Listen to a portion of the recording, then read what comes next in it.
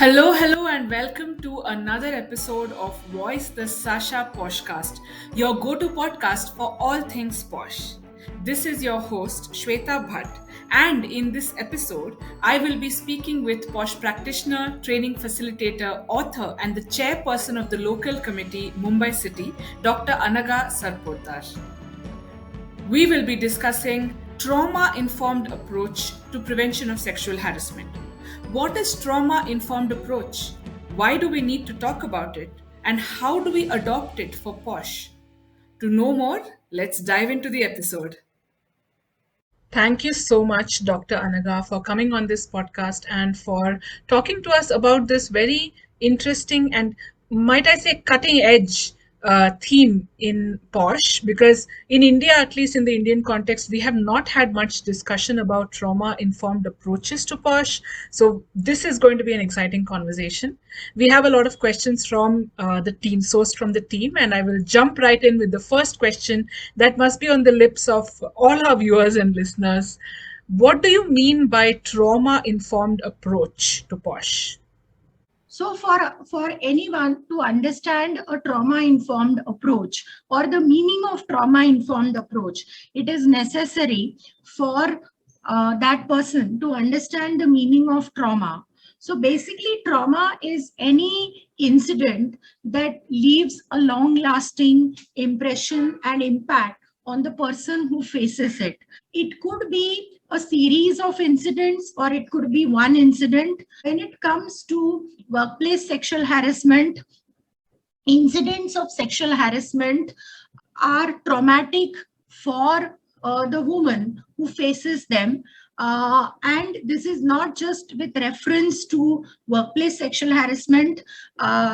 There are certain forms of gender microaggressions at workplace, which also cause women to feel humiliated and upset, which may also cause trauma. There are several other aspects of trauma which we need to understand, specifically with reference to workplace sexual harassment. One is that the workplace sexual harassment incident can be physical or it can be verbal or non-verbal, and it is not always necessary that the incident has to be physical in nature. Of course, when we are talking about workplace sexual harassment, we also have to combine it with the fundamental rights of citizens or women in India.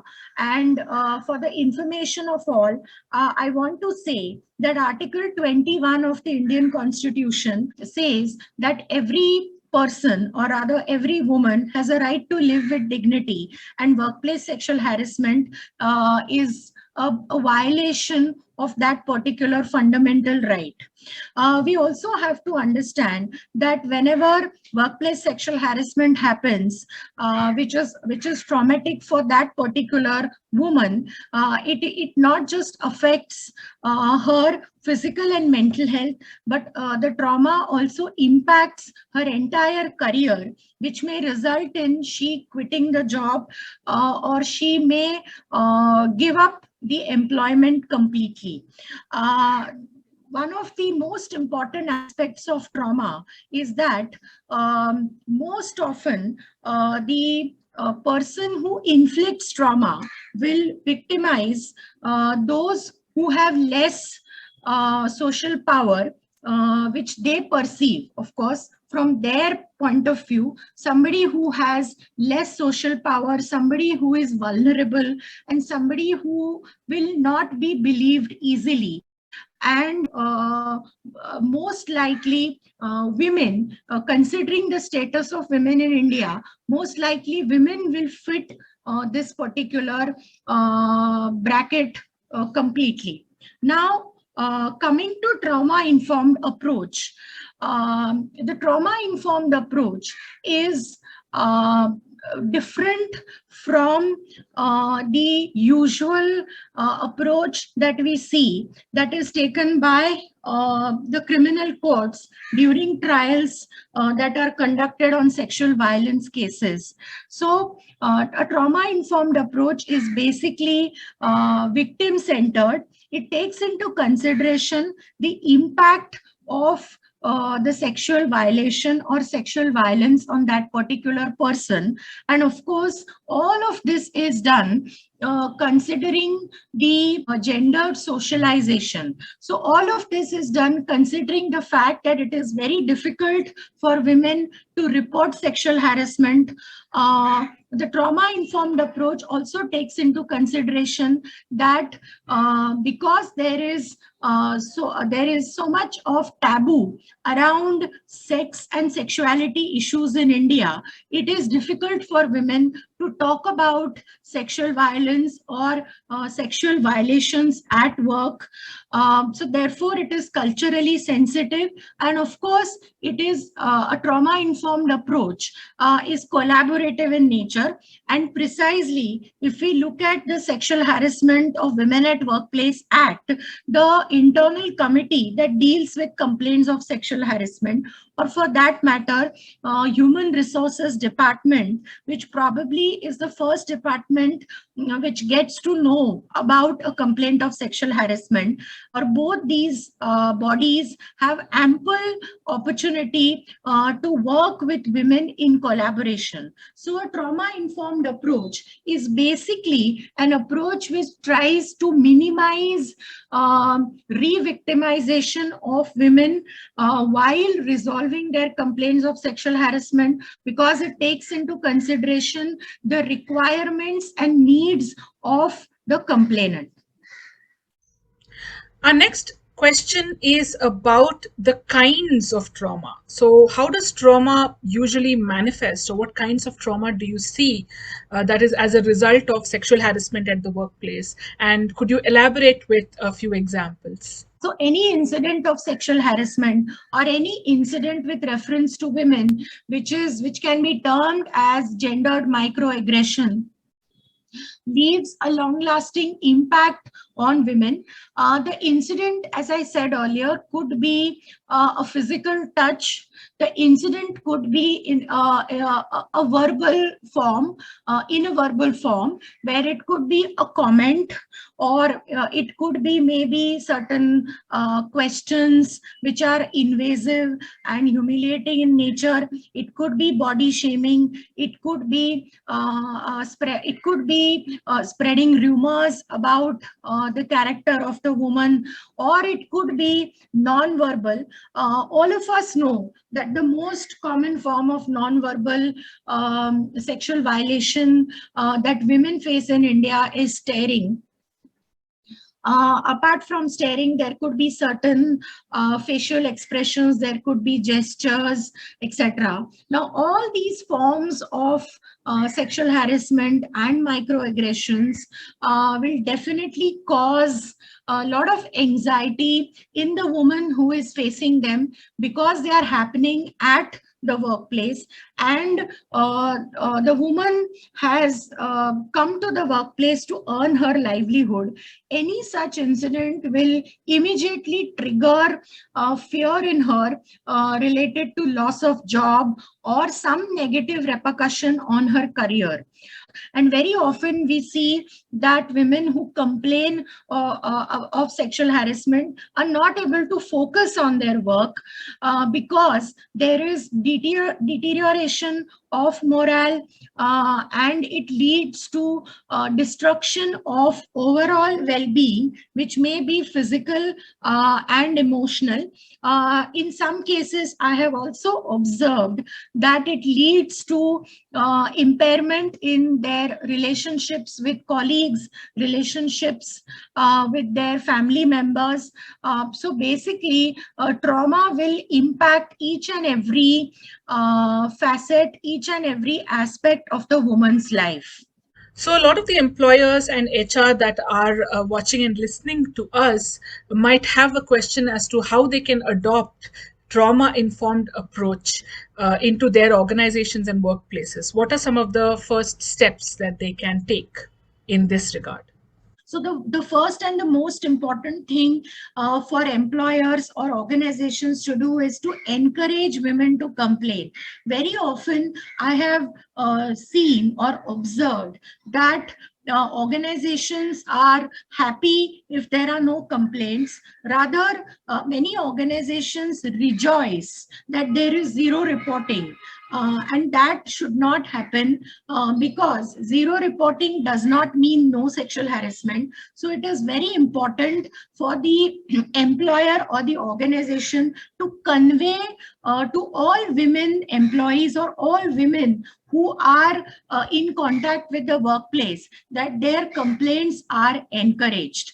Also, whenever a complaint is received by the employer or by the HR department, it should not, or rather it should never be told to the complainant that are you sure that his intention was to sexually harass you.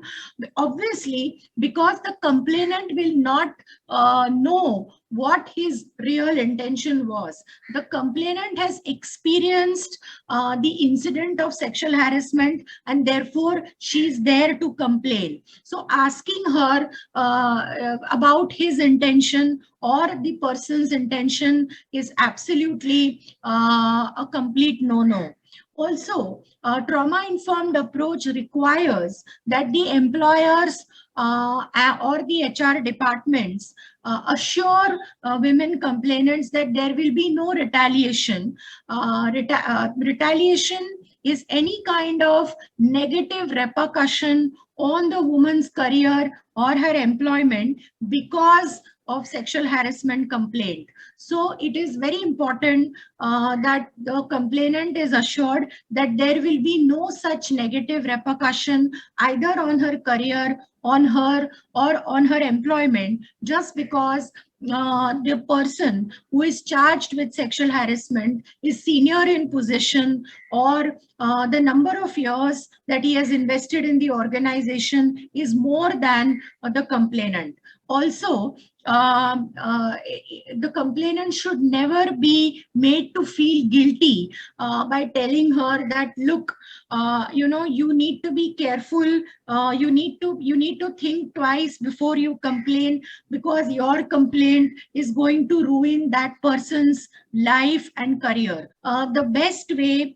to receive a complaint of sexual harassment is to tell the complainant that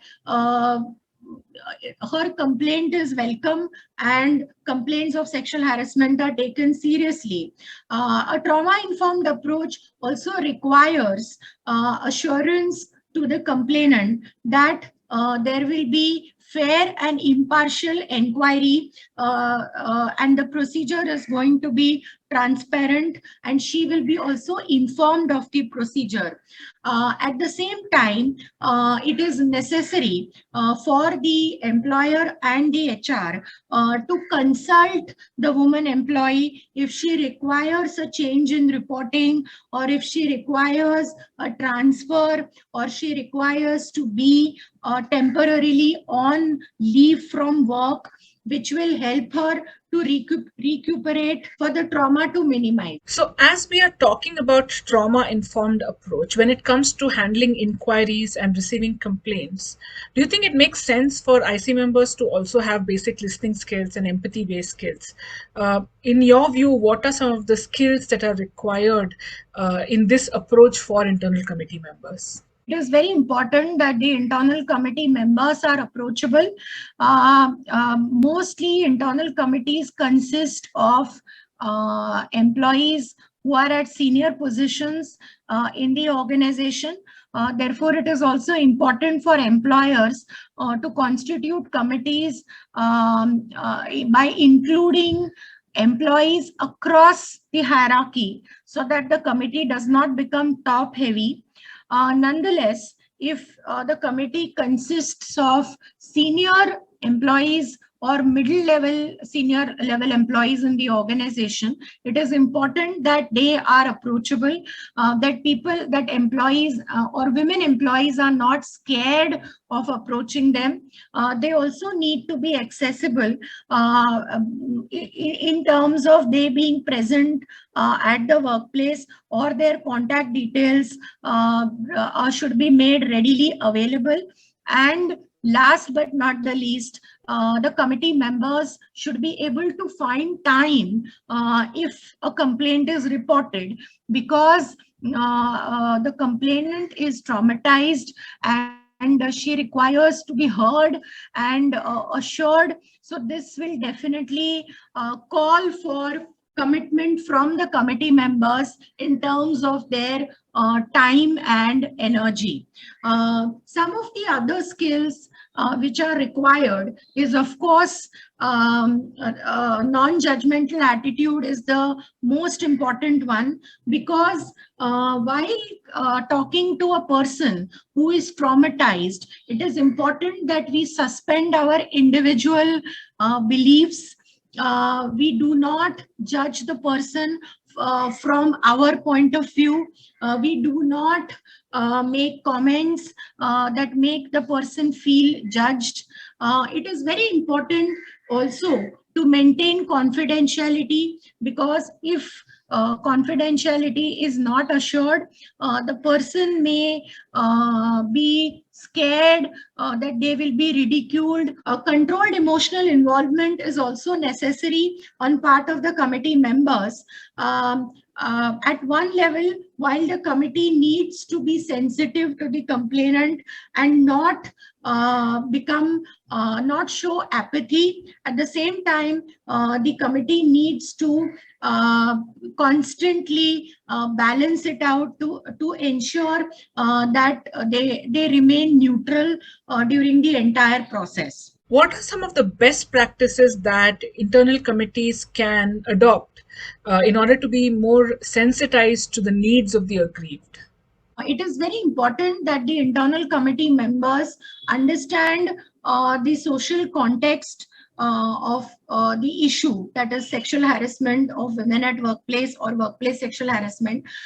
They have to understand that there is a lot of shame and stigma which surrounds the issue, which actually amplifies the trauma that is caused to the complainant.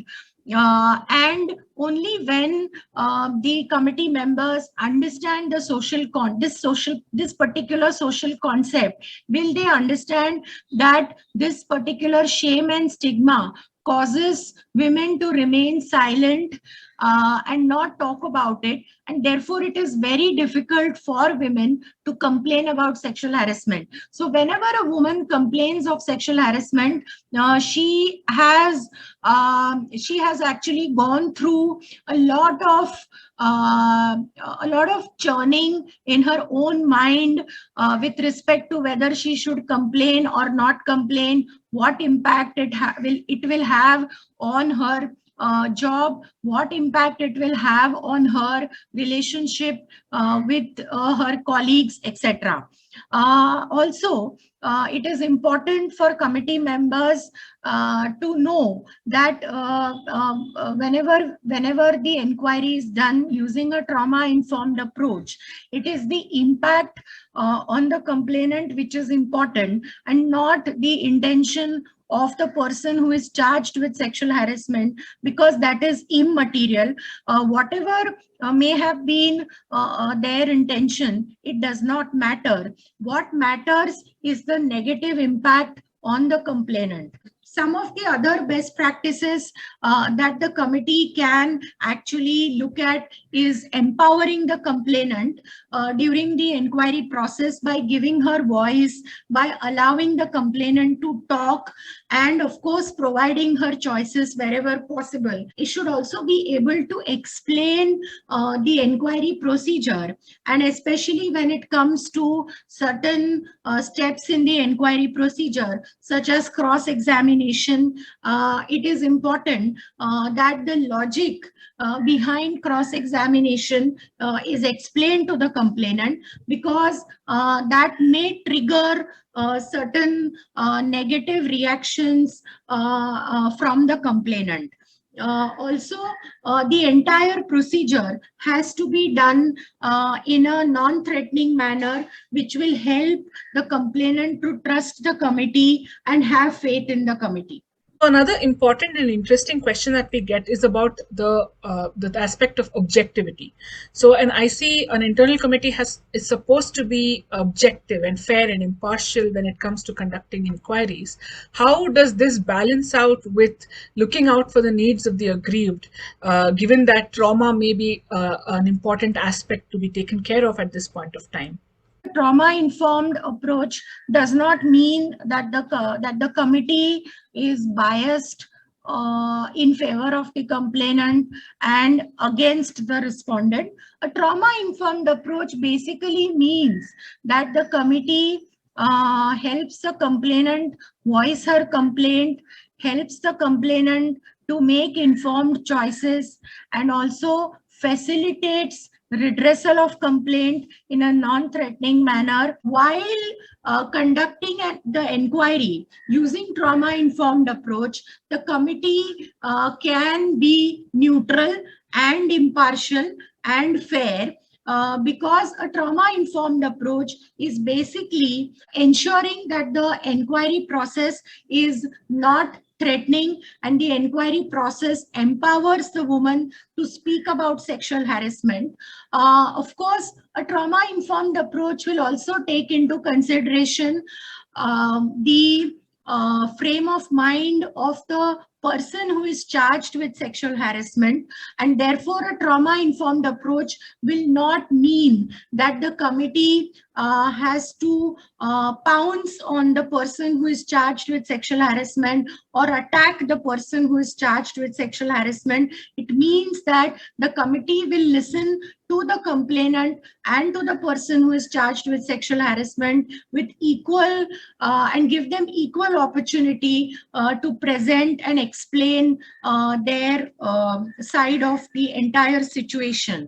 So courts have repeatedly said that it is a responsibility of the internal committee to help the woman build her confidence. It is a responsibility of the internal committee to make the woman comfortable during the inquiry and give her that assurance that the inquiry will be done impartially and in a fair manner. So there is a difference between being biased and having a trauma-informed approach to the redress procedure. Thank you so much, Dr. Anagha, for enlightening us about this topic. I'm sure we have just touched the tip of the iceberg, so to speak. It is a huge and a complex topic with a lot of interesting perspectives.